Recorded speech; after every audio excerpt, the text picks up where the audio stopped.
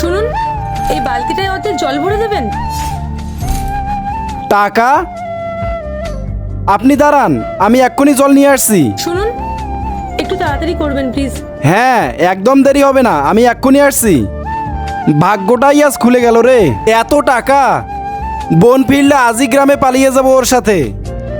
আমাদের পুরো জীবনটাই এবার বদলে যাবে। এই নিন।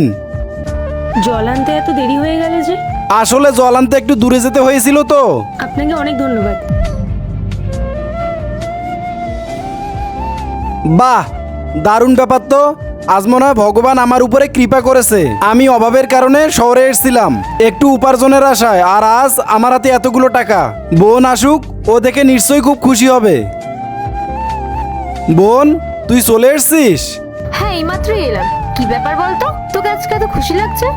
বোন, তোকে একটা দারুণ জিনিস দেখাবো। এই দুইটা ছবির ভেতর থেকে যে কোনো একটা ছবিকে ভালোবেসে থাকলে ভিডিওটিতে লাইক করে চ্যানেলটিকে সাবস্ক্রাইব করে দাও। আর যদি না করো তাহলে আমি বুঝবো তোমরা ছবি দুটোকে ভালোই বাসো না। আর কমেন্টে লিখে যাও আমিন। তুই এখানে দাঁড়া, আমি এক্ষুনি আসছি।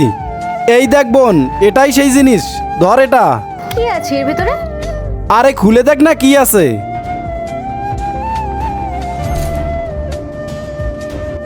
এতগুলো টাকা? হ্যাঁ বোন, সব টাকা। কিন্তু এতগুলো টাকা তোর কাছে কিভাবে এলো? বন্ধুরা, এরপরে কি হলো দেখার জন্য কমেন্টে পার্ট 2 লিখে যাও।